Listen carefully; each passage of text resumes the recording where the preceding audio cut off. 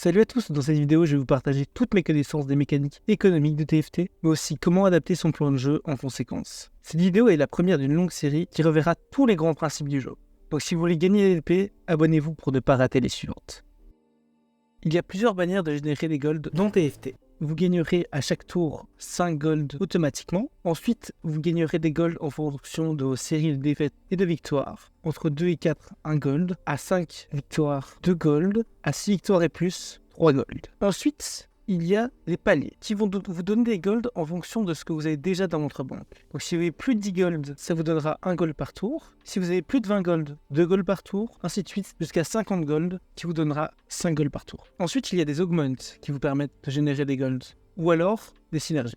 Le plus important pour une bonne économie dans TFT, c'est l'early game. En effet, chaque gold que vous générez en early aura d'autant plus de valeur car ils vous permettront d'atteindre des paliers et de sécuriser des séries de victoires ou des séries de défaites, ce qui aura un énorme impact sur votre late. C'est pour ça qu'en général, on ne doit jamais roll dans le stage 2. N'hésitez pas d'ailleurs à vendre des unités au stage 2 pour atteindre des paliers plus rapidement. À partir du postulat que nos unités principales auront toutes le même coût, on peut définir 3 plans de jeu principaux. La reroll, 1, 2 ou 3 costs. On va chercher des unités avec des coûts faibles, mais qu'on va chercher 3 étoiles. Le fast 8, beaucoup plus équilibré, très très fort en ce moment, qui va s'articuler autour des 4 costs. Et la Piba, vraiment complexe à jouer, qui va se construire autour de légendaires 2 étoiles, voire 3 dans certaines games. Jouer reroll est souvent vu comme le plan de jeu le plus simple sur TFT, mais il est plus subtil qu'on ne le pense. L'idée est de stagner à un niveau avant de trouver 2 ou 3 unités de 3 étoiles. On ne va reroll que des 1, 2 ou 3 costs, et ça demandera de bien comprendre les timings de level up et de savoir scout le lobby. Scout, c'est regarder si quelqu'un ne conteste pas votre compo, et si c'est le cas, je vous conseille d'arriver à changer d'idée, jouer une autre compo, une autre reroll, voire une fast 8. Si vous ne comprenez pas encore les timings de level up sur TFT, pas de panique, je vais vous expliquer. En gros, il faut comprendre à quel moment on veut level up. On veut toujours level up on curve, c'est-à-dire avoir pile poil le bon nombre de gold pour level up. Prenons l'exemple du level 6, on va vouloir le passer en 3-2. Si on le place en 3-3, on va utiliser 2 gold de trop pour level up, et ce sont 2 gold qui seront perdus. Pareil si on le passe en 3-1. On va en général vouloir passer 4 en 2-1 si on a un board très fort pour pouvoir entamer une win streak.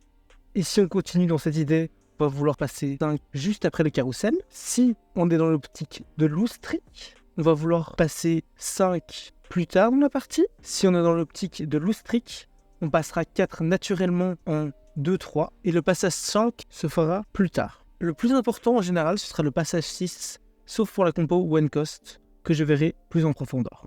La reroll de cost est une des plus simples à mettre en place.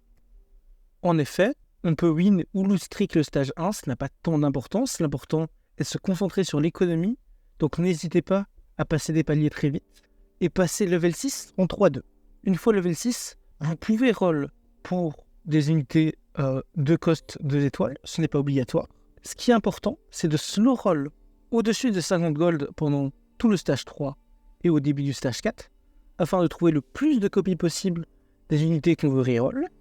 Et lorsqu'il nous en manque plus qu'une ou 2 copies, on peut aller roll un peu plus deep afin de trouver les quelques unités qui nous manquent. Une fois nos unités passées 3 étoiles, on veut monter les niveaux afin de rentrer de nouvelles synergies ou d'améliorer celles qu'on a déjà. La reroll 3 cost est très similaire à la 2 cost. On va chercher à monter level 7 avec une grande économie à la fin du stage 3 et à slow roll au-dessus de 50 gold afin de trouver beaucoup de copies des unités qu'on va chercher à reroll. Une fois qu'il n'en manque plus qu'une ou 2, on peut se permettre de roll un peu plus deep pour trouver ces quelques dernières unités. Une fois nos unités 3 étoiles, encore une fois, on veut passer le niveau pour rentrer une nouvelle synergie ou améliorer celle qu'on a déjà. La reroll one cost est un peu plus technique. Il ne faut surtout pas acheter d'XP au stage 1, ni même au stage 2. On se concentre sur l'économie en achetant les unités qu'on veut reroll. N'allez vers ce genre de compo que si vous avez déjà un certain nombre de ces unités et de bons objets pour les équiper. En 3-1, on va roll jusqu'à 30 ou 40 gold, juste avant le passage niveau 5 automatique qui se fait en 3-2. Ensuite, on remonte l'économie et comme d'habitude, slow roll au-dessus de 50 gold pour trouver nos copies. Lorsqu'il nous en manque plus qu'une ou 2, on roll un peu plus deep. on trouve nos 3 stars et on passe les niveaux afin de rentrer de nouvelles synergies ou d'améliorer. Le plus important quand vous jouez reroll est de scout le lobby. Si vous faites contest, votre game sera vraiment beaucoup plus complexe. N'hésitez pas à changer votre plan de jeu si vous marquez quand vous contest. La plupart des synergies peuvent se jouer de plusieurs manières et le tunnel vision peut vous faire perdre un nombre incalculable de LP. Un bon exemple est Prédécidé qui peut se jouer à la fois en reroll 3 cost, en reroll Aphelios et Thresh, mais aussi en Fast 8 en jouant Syndra comme main carry. Le plan de jeu Fast 8 ou 4 cost est un plan de jeu beaucoup plus équilibré, extrêmement dominant dans la méta actuelle, qui va vous demander par contre un peu plus de maîtrise de votre early game. Il nous faut beaucoup d'économies et pour cela, beaucoup d'early différents sont possibles. On jouera principalement autour des 4 cost, mais pas tout le temps.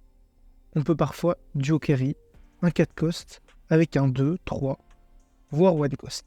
Pour jouer une combo Fast 8 ou 4 cost, on va vouloir atteindre le niveau 8 en 4-2, avec énormément d'économies. Là, on va vouloir beaucoup roll pour trouver nos 4 costs. Ensuite, remonter l'économie et slow roll afin de trouver nos 4 costs 2 étoiles. Une fois que notre board est assez fort, on n'est pas obligé d'avoir tous nos 4 costs 2 étoiles. On veut absolument passer 9 pour pouvoir trouver nos légendaires. Une fois 9, on rentre nos légendaires, on stabilise la comp et on peut essayer d'aller reroll des 4 costs level 3.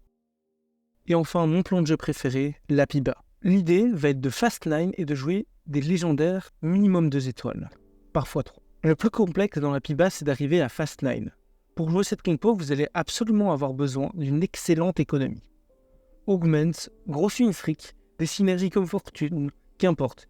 Il faut une énorme économie et si possible, garder le plus de PvP. Une fois 9, au milieu du stage 4 ou début du stage 5, n'hésitez pas à roll afin de trouver vos légendaires et les quelques autres personnages permettront de rentrer des synergies. Mettez vos items sur les légendaires que vous trouvez 2 étoiles. Et là, 2 options. Si on a assez d'écho, on peut passer 10 et jouer pour passer toutes nos légendaires 2 étoiles, voire reroll un légendaire 3 étoiles, synonyme de victoire. Ou rester level 9, stabiliser son board lorsque notre économie est trop faible. Ce plan de jeu convient pour des joueurs beaucoup plus avancés, mais est redoutablement efficace dans les bons setups. Voilà, c'est tout pour cette vidéo.